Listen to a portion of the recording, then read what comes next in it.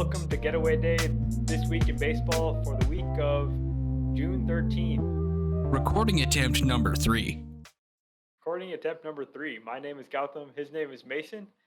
And today we're going to talk about Paul Skeens, which is he's a guy that we have not talked about at all since he's been promoted, which seems like a mistake on our part.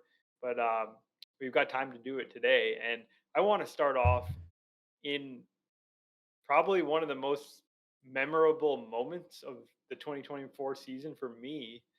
Um, Paul Skeens versus Shohei Ohtani last week. First time Ohtani comes to the plate in the first inning. Skeens is like got his A stuff. He's throwing his 101 mile per hour fastball, and he's only throwing fastballs in that at bat. And he gets Ohtani, I believe, on 3 pitches in that at bat, strikeout. All pitches over 100 miles per hour. It's awesome. Like, this is what you want to watch. Awesome pitcher, awesome hitter, just going at it. And clearly, Skeens is extra amped up to face Ohtani, and he gets him. Like, good for him. And in the second AB, uh, ended in a very different result. But Skeens is going at him with fastballs once again. He mixes in a couple changeups, but he's not able to get strikes. The count goes full, and Ohtani ends up taking his seventh. I think it was the 7th fastball he had seen from Skeens on the day. It's a high fastball at 100 miles per hour, and he takes it out to dead center for a home run, huge home run off Skeens. And Skeens like knew it immediately. He knew that he had been got by Ohtani, which I don't know. It was such a cool 2 at bat sequence of 2 of the best I can say in the game today. Just squaring off. Yeah, so I got to watch Paul Skeens pitch for the first time last night. Just for some reason, I guess I don't watch Pirates games. Out of all the other teams I do watch, that just hasn't been one of them. Every time I've seen the Pirates, it's been their other really, really good starter in Jared Jones pitching, and he's nasty. Jared Jones is so fun to watch. So I knew about the hype of Paul Skeens. I knew about the Ohtani at bat. I'd seen clips of it, but hadn't watched him pitch like a full game yet. And then yesterday he comes out against St. Louis, and he sits down the first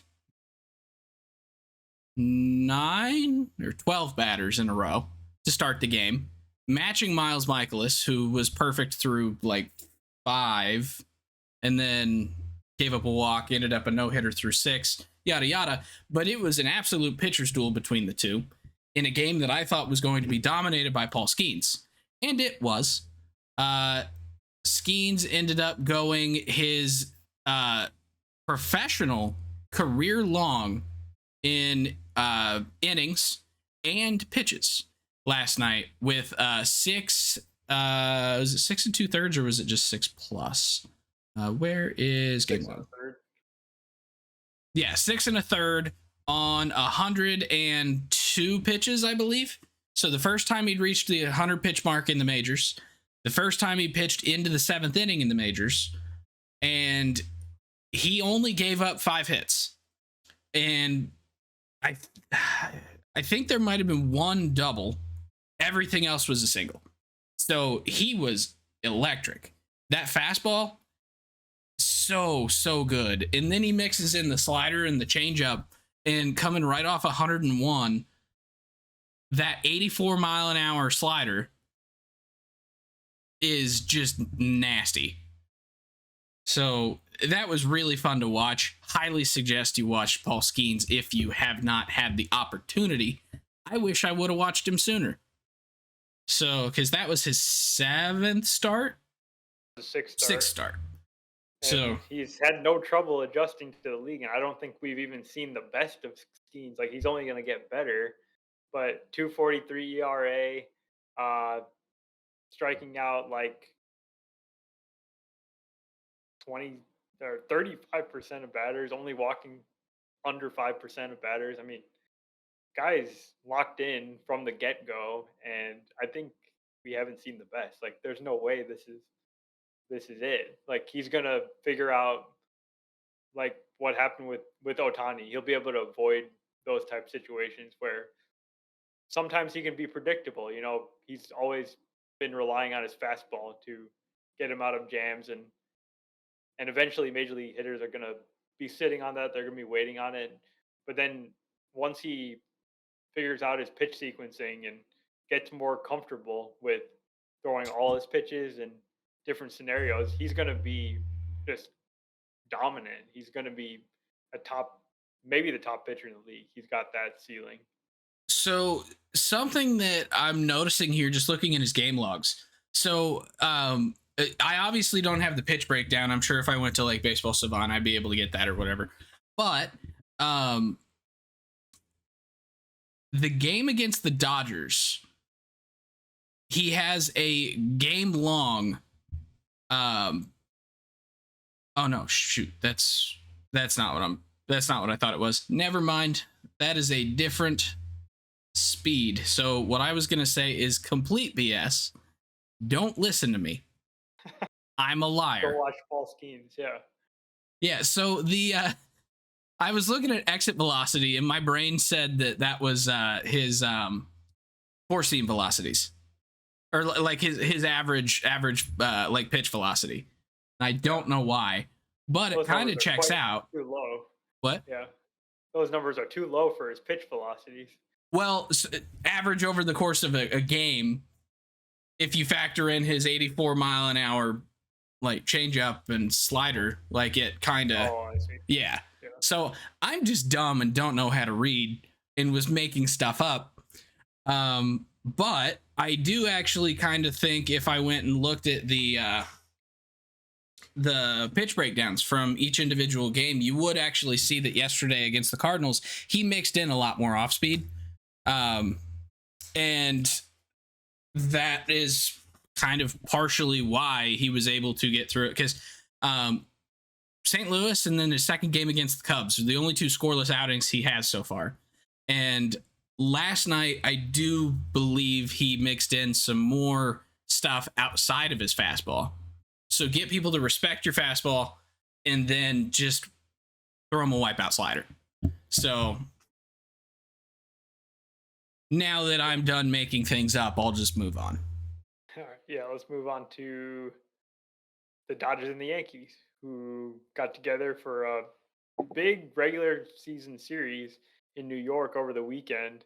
And this was just a fun all-around series. It actually felt pretty intense because both these teams know that they're facing the top competition. Dodgers have been good as advertised. Yankees have been probably better than anyone would have expected at this point in the season. They've been fantastic, and they're just playing so hot with Judge doing what he's doing.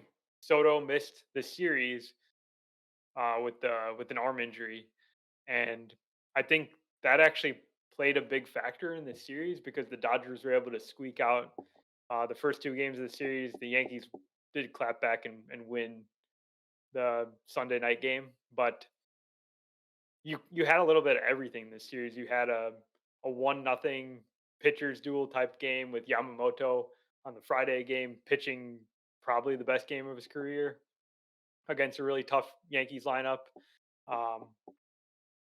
And then you had Judge was.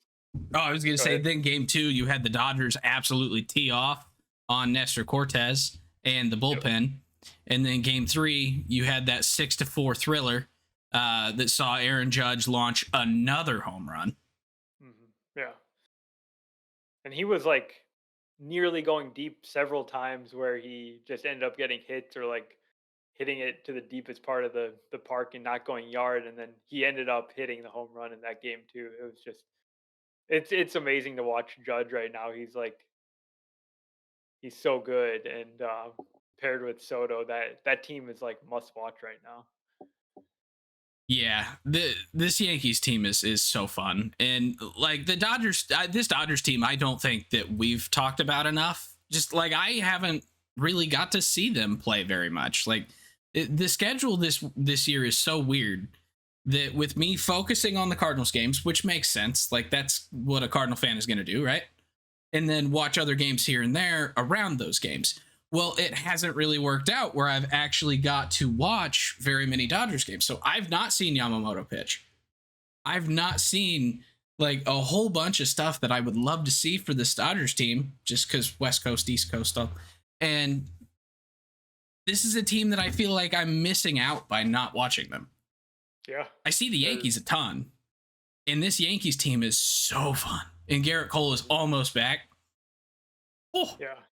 As that's much gonna as be. like people would complain and be like, "Oh, this is lame," but a Yankees Dodgers World Series would be phenomenal. That'd be must see. That'd be one of the most memorable World Series ever. It would also be one of the most watched ever. Yeah, exactly. So I guess maybe we should ask like, which team do you like of those two? Like, which team is better?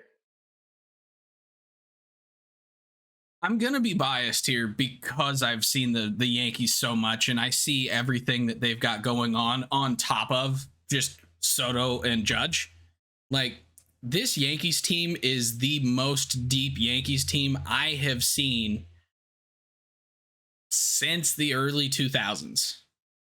Like, they have 5 starting pitchers that are all really, really, really good. Luis Heel is having a career year. I mean, he's a rookie technically, but like, he's having just an insane season so far. Cody Poteet has been pitching really, really well when he's been pitching. Carlos Rodon is kind of back to what the Yankees hoped he would be when they signed him. You've got Clark Schmidt was pitching really well before he went on the IL. yeah, which is what opened up the door for Poteet to start. Yep. And Garrett Cole is now working his way back, which is going to be massive. Yeah, and in his rehab starts, Cole has looked and felt really, really good. They're just kind of slow walking him because there's no reason to bring him back early. Like, you're the first team to 48 wins. Yeah. You're gonna be okay if he takes like an extra start or two to come back. But that's So the amazing part because we, at the beginning of the season, we were worried that the Yankees would have trouble with their starting pitching with Cole out, and that hasn't been a problem at all. yeah. After they traded Michael King and who's the other one?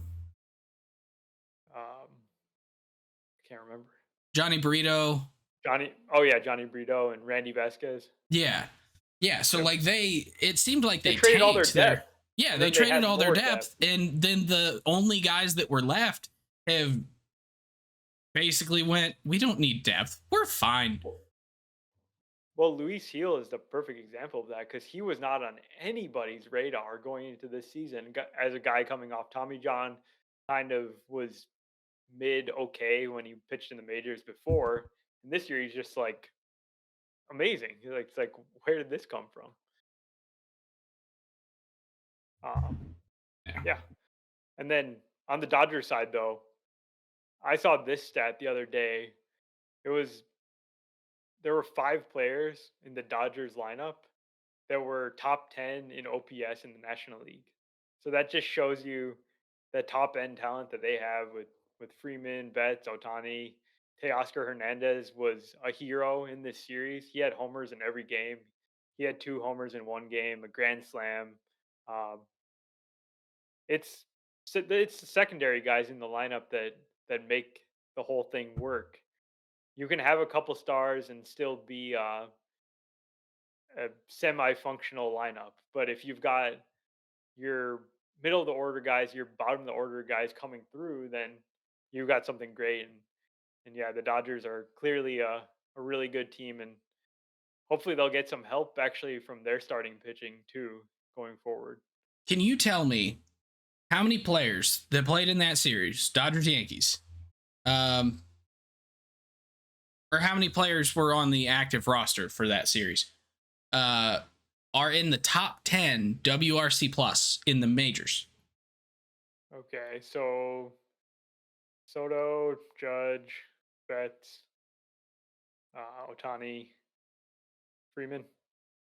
5 of the top 10 were in that series. Yeah. That's as including star-studded as it gets. Judge and Soto are 1 and 2. Yeah.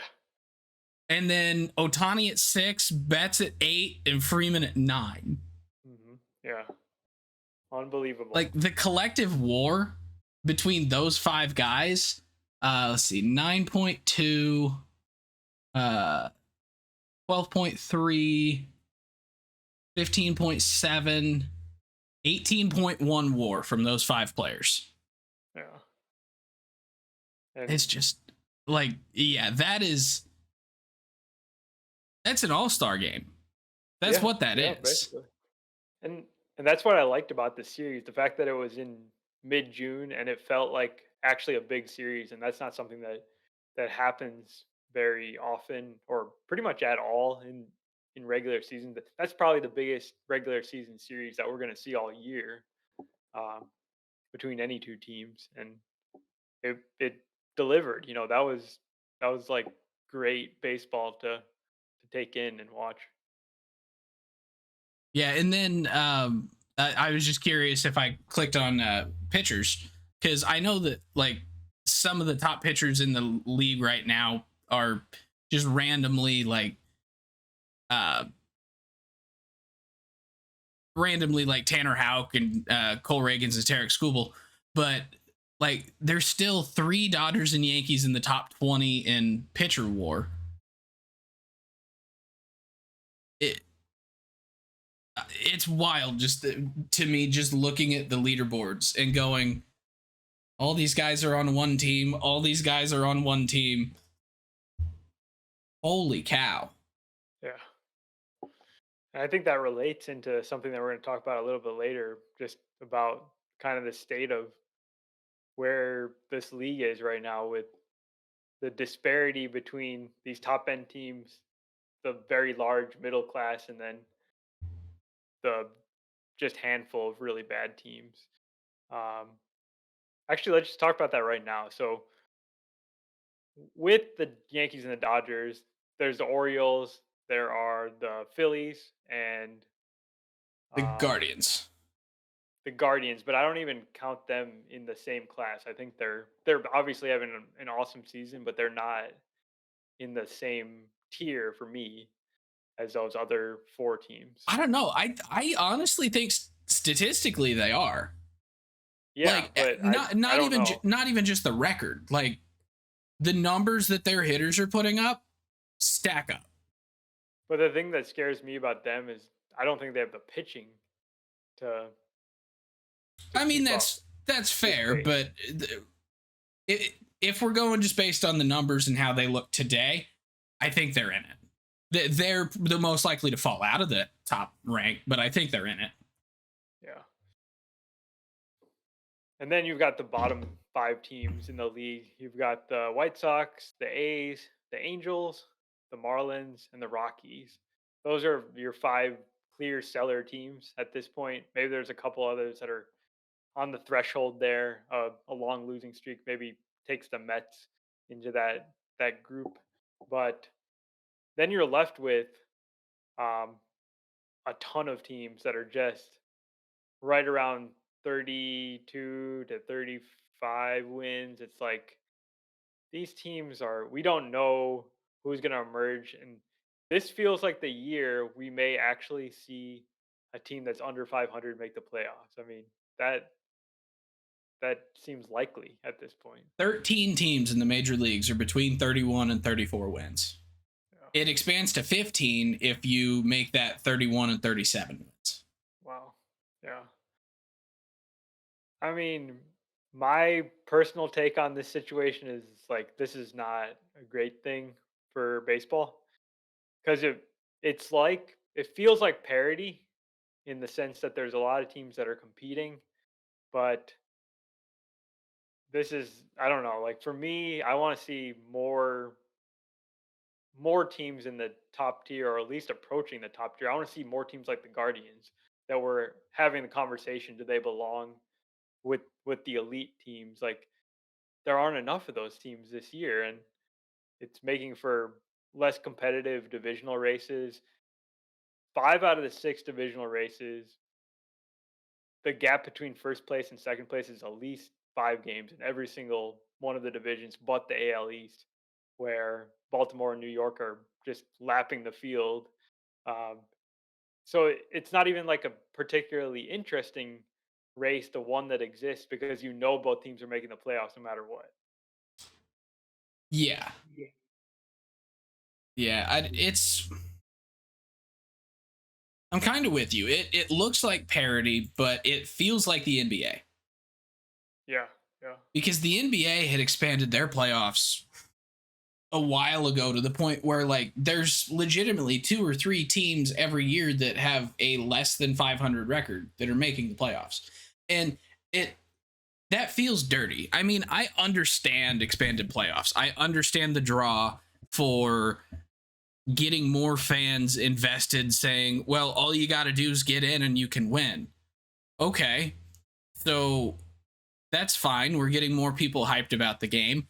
At the same time, it kind of takes away the idea that like the championship is the best team yeah. Because there's because legitimately like bad teams that are making the playoffs, and in a sport like baseball, those bad teams can theoretically run the table, win the World Series, and people would go crazy about that. But it's just like I can't personally get super excited about a wild card race between a bunch of teams that feel kind of interchangeable. They don't feel like truly strong teams that are yeah. competing, And especially in the, like both in the National League, especially.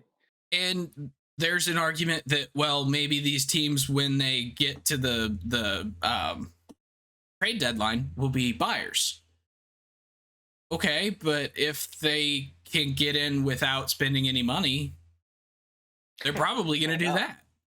Yeah, Like totally. it that argument doesn't really make a whole lot of sense that like oh, they're close so they're going to go buy a huge piece from a seller.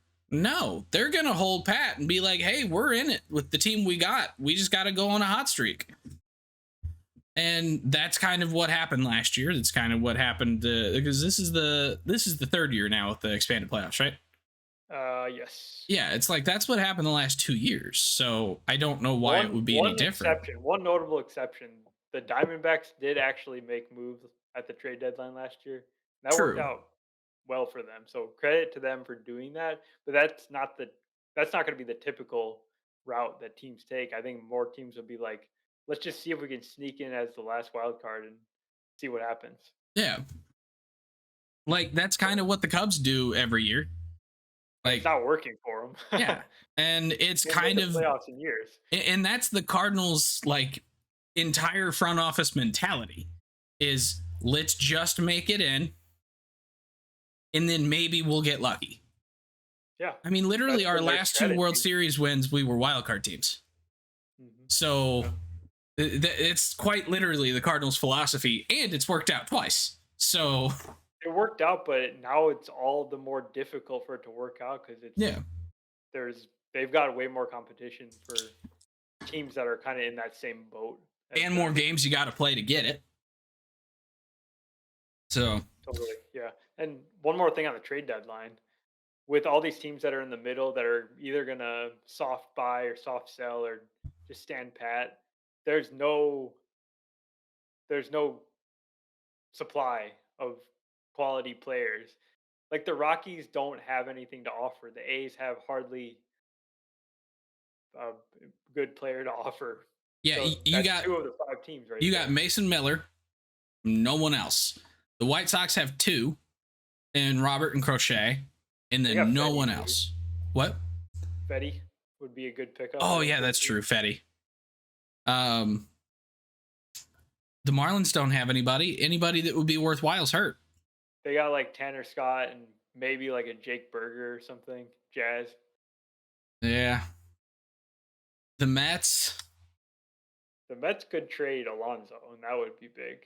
That's true. But I don't know. It just that's what seven Anyway, guys that we just listed. it's a handful. It's barely anything. Yeah, and there's 13 teams that are all in the hunt. Not to mention the top tier teams that could also take upgrades possibly. and the teams that already have a wild card spot that are ever so slightly above that middle of the, because like your Kansas The City Braves. Royals, your Minnesota Twins, your Padres and Braves, like not even counting them in the 13, because Right. they're just ever so slightly above it. Yep. So So I think the economies of baseball are kind of messed up right now, and this is definitely driven by expanded playoffs and just the mentalities that teams have about teams don't want to blow it up either. They're just don't want to go through long rebuilds. That rather just be in the mediocre class. yeah, Unfortunately, that's what we got in 2024 baseball. it's The sad. Mariners, yes, it is. Mariners fire their bench coach, their offensive coordinator Brant Brown, and Cal Raleigh hit a walk-off grand slam off the White Sox yesterday. So um, I don't know if those are related, but I just thought it would be interesting to talk about um, kind of this laser focus on hitting coaches when offenses are struggling. What do you think about that? I don't know. It I understand the purpose of a hitting coach. It makes sense. Like someone to just like look at your swing, like help you figure something out if there's something going wrong mechanically or you're drifting away from what you usually do. Whatever, having that um extra pair of eyes helps.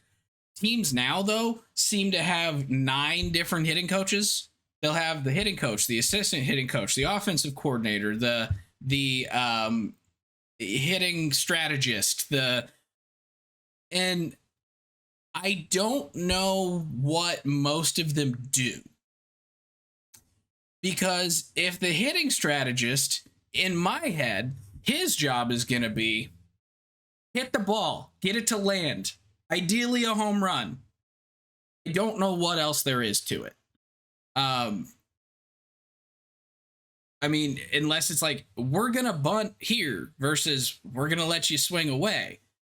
Okay, I could see that. But other than that, there's not really a whole lot to it in what I can imagine in my own head. So I could definitely see there being too many cooks in the kitchen, confusing people, telling them, or one person going, hey, you're dropping your shoulder just a little bit, try and keep it up. And then someone else going, you need to drop your shoulder a lot more. And it, like having too many like eyes telling you different conflicting things. conflicting voices can be confusing for anyone. Yeah. So I, Someone's telling you this and you trust them, someone else is telling you something else, you like what they're saying too. It's like you will obviously get confused, and that's not what you want to be thinking about when you're going up to the plate and you're thinking about like mechanical things or anything like that. That those are all not, they just won't serve the player the best. And it could be like partially information overload yeah. where they're just getting too much. Like you're saying, see the ball, hit the ball. Sometimes it's as simple as that, and Yeah. we're making things too complicated. Yeah. So it just, it doesn't make sense to me why we have so many different hitting coaches on every team. So I could definitely see a world where getting rid of one could actually help lighten things up. Like, even if it's just a little bit less information overload, a little bit fewer voices. But at the same time, I don't know that any one person being fired is necessarily going to make or break it. Like what's so bad about what this guy's saying that he's the specific reason that it's all gone wrong? Like I is think there the something biggest, specific that he's saying, or is it the fact that you have 90 of them? And if I think so, it could. I think when these coaches get dismissed, it's almost like more of a. It could be one of two things. One is like people don't actually like working with this person, and he's he's just not a good vibe to have around, and people aren't like trusting his opinion. Then what's the point of being around, basically? Number two is if you just feel like someone's got to be the scapegoat, and that's what maybe this one feels like. But Seattle's clearly struggled a lot on offense. There's no way I'm going to say that getting rid of Brant Brown is what has helped Seattle have a better offense recently. Like that, there's no way that I'm going to make that link at all. Yeah, I mean, there's also a very real argument that part of the reason that they've been hitting better this week is that they just came off a series with the White Sox. Like, Yeah. I no offense to the White Sox, they're not that hard to hit. There's a reason they've only won 17 games. Yes. Like, so I don't know. But Cal Raleigh hit an absolute donger of a grand slam to walk off that game the other day. And it was fun to watch as long as you're not rooting for the Sox, because you saw it coming from a mile away. Like, just they had a lead. All of a sudden, there's people on base. Then there's more people on base. And then they walk the bases loaded. And it's like, oh, God, here it comes. And then Big Dumper comes up.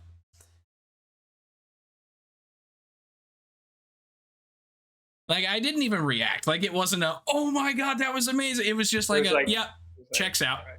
You were watching that one live? Yeah. Yeah. I haven't seen that home run, but I'm sure it was majestic. Yeah. It's really sad to watch. I want walk-off homer or walk-off grand slams to be exciting, not for me to just go, I should have put money on that. I thought you liked the Mariners.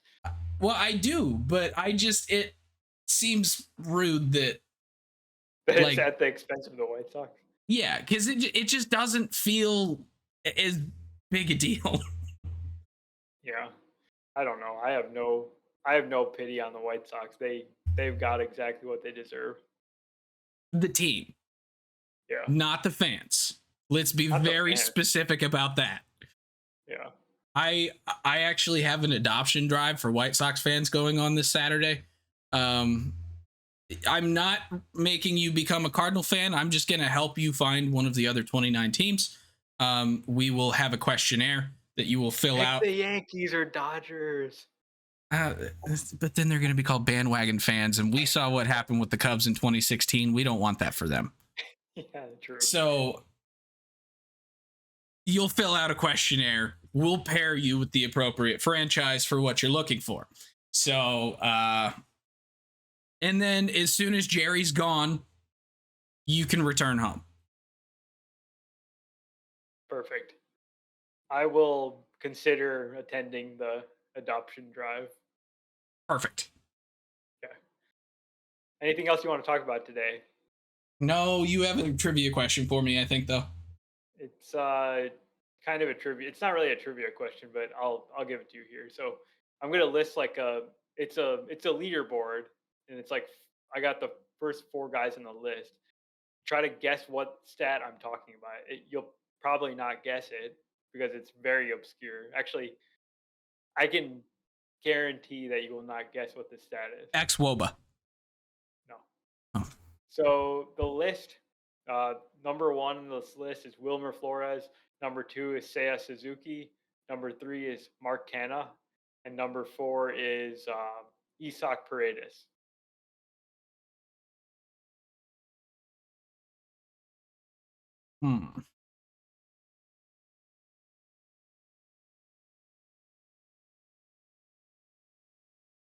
I'm going to go with, is it a counting stat or a rate stat? It is a rate stat. Rate stat. Okay. But it's not something you can just easily find on Fangraphs, I don't think. Shoot. Just make it one guess and then I'll tell you what it is because you're not going to get it. So I'm thinking it's going to be contact rate on sliders with a spin rate over 3,000 RPM. So this stat is from 2022 through 2024. It is the list of the players with the highest rate of pitches that were called strikes that were outside of the strike zone. So it's basically the guys that are getting screwed over by umpires, like more than anybody else in the league.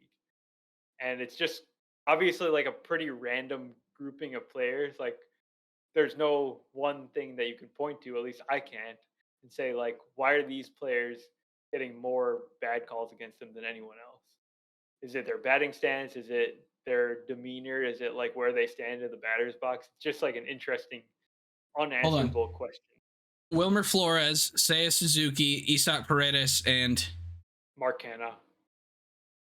Okay, well that throws racism out the window. Yeah, I got nothing.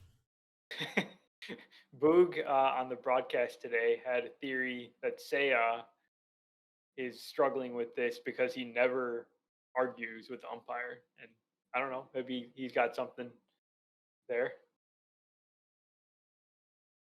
He's making the case that you have to argue with the umpire to put some pressure on them.